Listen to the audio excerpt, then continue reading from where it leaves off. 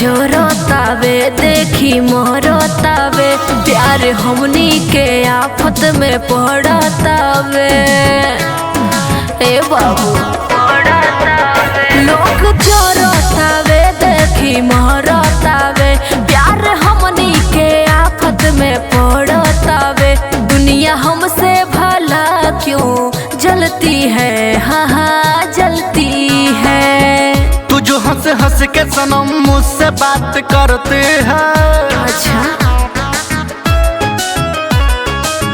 तू जो हंस हंस के सनम मुझसे बात करती है, बस यही बात जमाने को बुरी लगती है।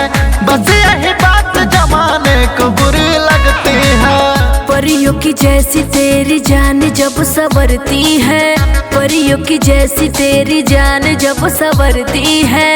बस यही बात जमाने को बुरी लगती है। बस यही बात जमाने को बुरी लगती है।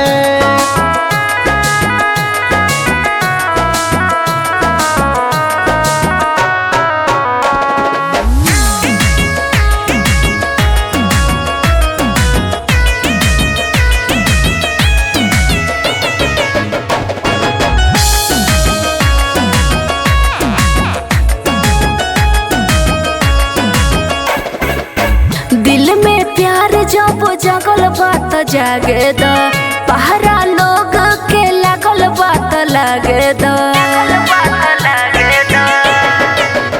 खोजम बंदाया का जीत अब हम हो, जान तहरे से शादी करब हम हो। सबकी नजरें हमी पर रहती है, हाँ हाँ रहती है।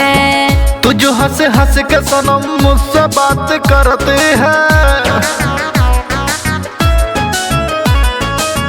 तू जो हंस हंस के सनम मुझसे बात करती है, बस यही बात जमाने को बुरी लगती है। बस यही बात जमाने को बुरी लगती है। मेरे साजन तेरी सजनी तो तुझ पे मरती है, मेरे साजन तेरी सजनी तो तुझ पे मरती है। बस यही बात जमाने को बुरी लगती है।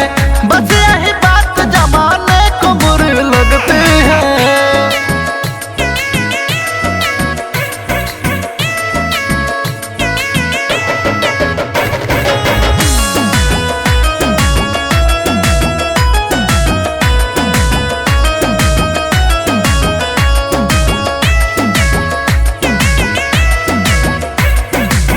होइला न कोनो हीर जवन डर जाई, ई दीवानी तो आशीष भी न मर जाई। क्या बात है।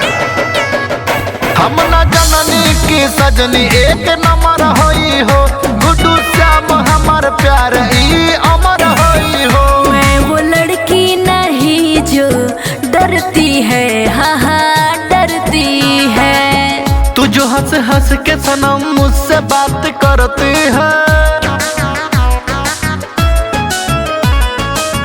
तू जो हंस हंस के सनम मुझसे बात करती है, बस यही बात जमाने को बुरी लगती है।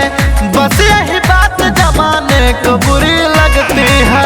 तेरी जानू तो तुझको पाके ही निखरती है, तेरी जानू तो तुझको पाके ही निखरती है। बस यही बात जमाने को बुरी लगती है। बस